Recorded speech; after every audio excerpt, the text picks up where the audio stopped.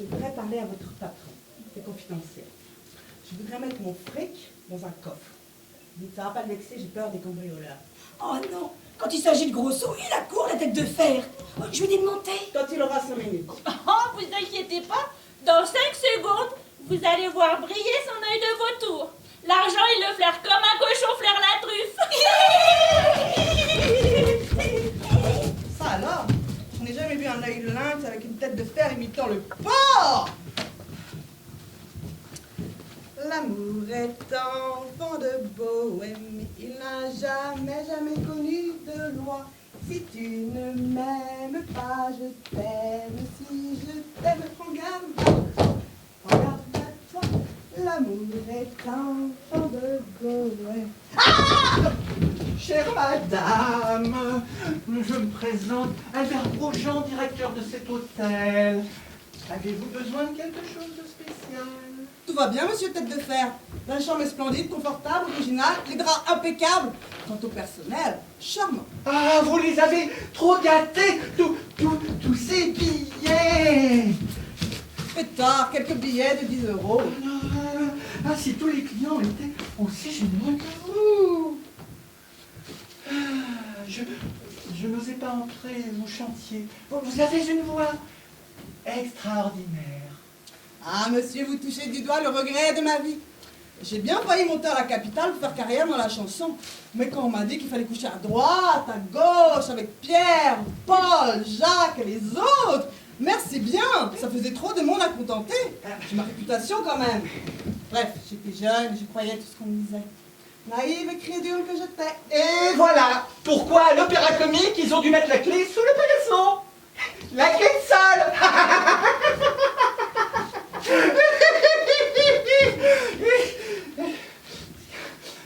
Mais comptez-vous rester longtemps parmi nous, chère madame? Je me rends pas compte. Le temps de régler mes formalités. Vos formalités, pas d'ennui, j'espère. Non, au contraire.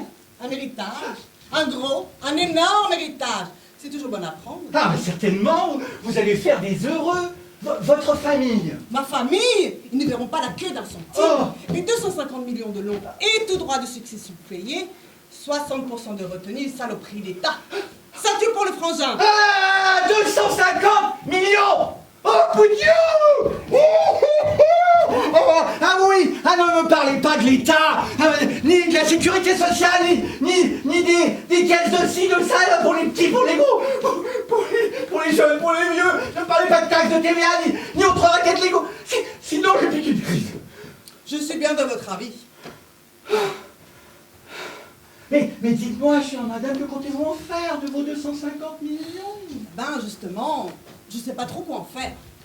Ça m'a prise par surprise et je n'ai pas encore trouvé d'idée. Mais il faut les placer, vos 250 millions. Mais comment? Mais il faut les faire fructifier, chère madame, vos 250 millions. Pensez, j'y comprends rien, moi, au placement.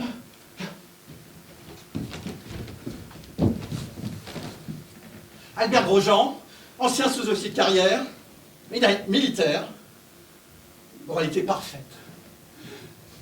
Veuf, mais sans enfant. Si vous êtes veuf, monsieur, de quoi est morte votre femme? De rien, mais comme elle ne vivait pas grand-chose, je ne suis pas aperçu tout de suite. Et vous, votre mari, de quoi est-il mort? Du pied gauche. Ah. Alphonse s'est acheté une paire de chaussures montantes à lacets. Ce malheureux jour, en traversant le passage au niveau du chemin de fer, cloac! Voilà qu'il se coince au talon de sa chaussure gauche entre les deux rails. Il n'arrive pas à se dégager parce qu'il s'énerve. Et il s'énerve parce que la sonnette du garde-barrière sonne et que le train, il arrive. Et plus je crie, plus il y a un attroupement. Et plus le train, il approche, plus Alphonse s'énerve. Et plus Alphonse s'énerve, plus je crie un cauchemar! Et tout d'un coup, crac! Ah, le train a écrasé! Non, crac. Il dégage son pied et le train passe. Ah bon, et alors? Bah, Alphonse, ça lui a fait comme une contrariété. Le lendemain, il a été terrassé par le anaphylactus.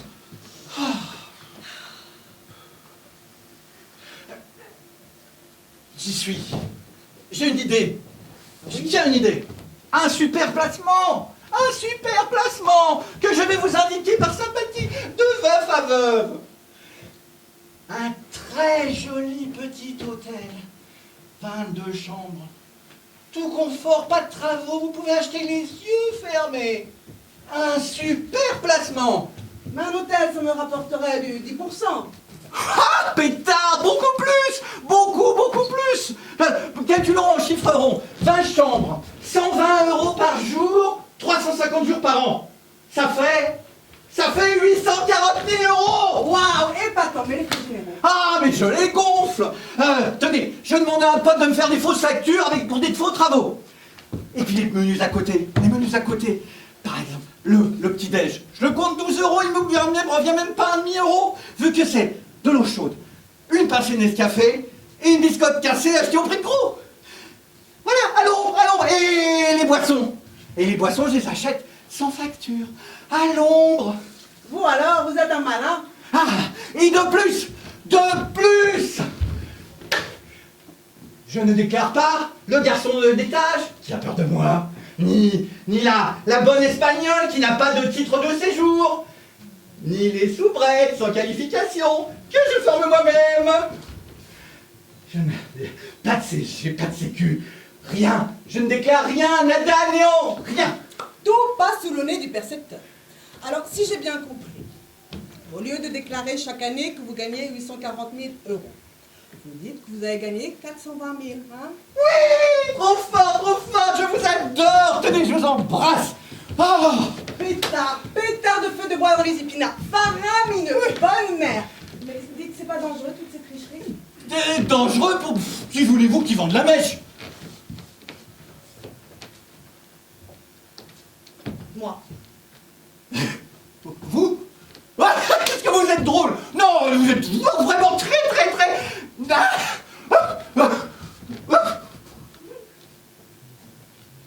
Du chantage? Du chantage, monsieur Grosjean? Non, du renseignement officiel. Je me présente, Madame Michu, chef inspectrice au service des fraudes fiscales détachée du ministère des Finances de la rue de Rivoli pour l'inspection des hôtels, chambres garnies et meublées. Oh, j'ai parlé de comédie. Votre déclaration de 2009 et celle des années précédentes sont donc volontairement mensongères. Je me trouve donc dans l'obligation de vous convoquer lundi prochain à 10h30 au service des fraudes fiscales préméditées. En matière fiscale, la fin justifie les moyens. J'ai fait l'âne pour avoir du son et quel son. Je vous garantis un rapport salé. Mais madame, il y a peut-être moyen de s'arranger à l'amiable. Quoi? Corruption de fonctionnaire. Amende sera triple. Salope! Injure grave à un officier administratif dans l'exercice de ses fonctions. C'est les flics et 30 jours de prison ferme.